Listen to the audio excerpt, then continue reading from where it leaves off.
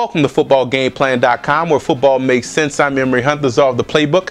Bring you my 2011 mid-season NFL mock draft. These are always fun to do. Yes, it's very early in the process, so we're going to do one of these right now, week 8 in the middle of the season. Also going to do one at the end of the season, week 17. And going into January, leading up to April's draft, we're going to do these twice a month. So it's always fun starting with the mid-season report. Right now, we know who the #1 team is as of today, the Buffalo Bills. So let's start with Buffalo and see who I have these guys going with in this April's draft. Everyone knows Buffalo needs a quarterback, and here's a great one. Andrew Luck, a guy that's 6'4", 235, amazing leadership, tremendous accuracy, and has a lot of pop on his passes. Now you look at A.J. Green going to Carolina, team him up with Steve Smith. This is a guy that reminds me a lot of Charles Rogers coming out of Michigan State, catches everything with his hands and is fearless going across the middle. He should be an outstanding playmaker for years to come. Now third, you look at San Francisco on this list, Patrick Peterson, a guy that has real lockdown potential. He can also help out in the return game. And when you play an aggressive style defense like the 49ers love to play, you need a lockdown corner like Peterson on the edge to provide those big playmaking abilities. Now you look at cornerback position, something that Jacksonville needs. They need help in the secondary. Prince Amukamara is a guy that can do that for these guys. 6'1", 200 pounds, reminds me a lot of Sean Springs when he was coming out of Ohio State. A guy that is physical in run support and can also make plays in the passing game. Here's a quick twitch athlete right here, Jenoris Jenkins, Sheldon Brown clone, a guy that can make plays on interceptions, can also is not afraid to get his nose dirty in that run game. Now, Denver needs a tight end in the worst way. Kyle Rudolph is a guy that can control the middle of the field. Yes, he may be a little stiff, but here's a guy that can block 6'6", 260, and he also makes big plays in the passing game.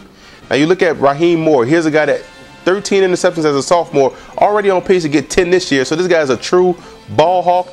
The Bengals need somebody like that in the secondary to go along with those two outstanding cornerbacks.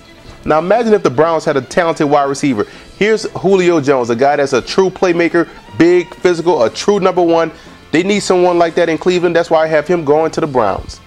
Now Daquan Bowers is a guy that is consistently in the backfield, in the opposing offense's backfield, consistently can rush the passer. If the Rams had this type of consistency to go along with Chris Long, this would be a dangerous front four.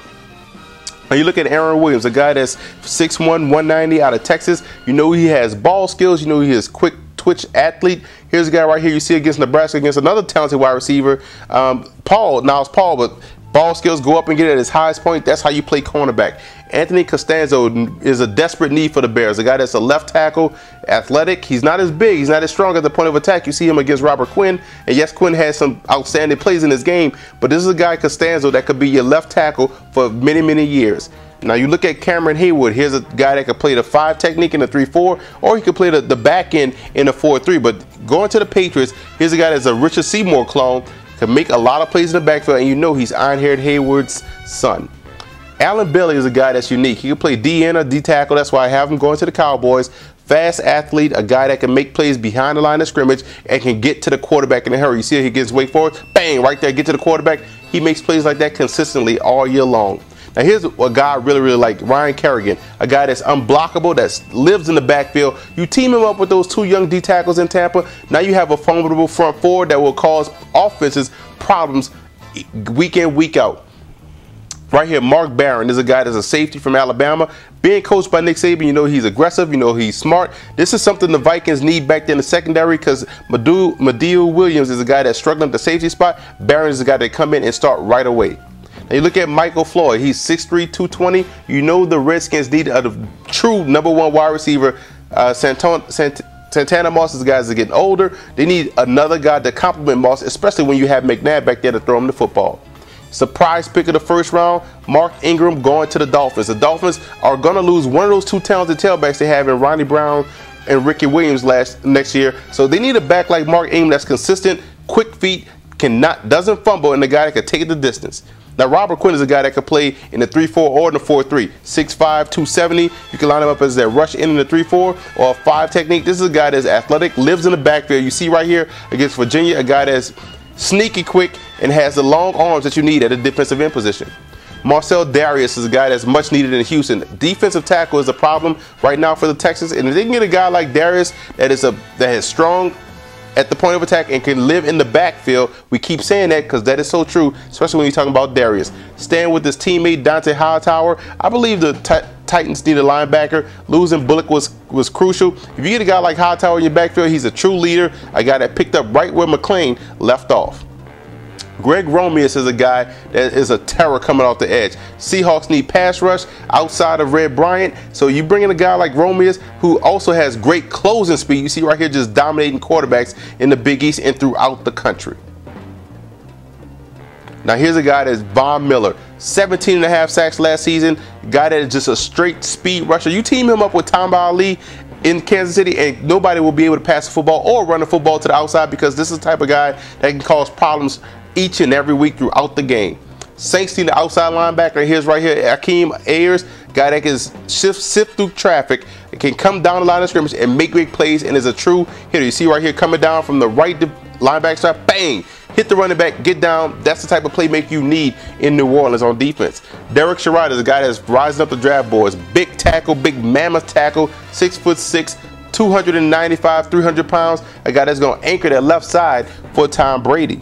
Now you look at Jonathan Baldwin, 6'5", 222. The Falcons need another receiver to complement Roddy White. If they can get this from Baldwin, here's a guy that catches everything with his hands. He may not be as fluid as you would like, but this is a guy that's a tremendous playmaker, make a lot of big plays for the Pitt Panthers.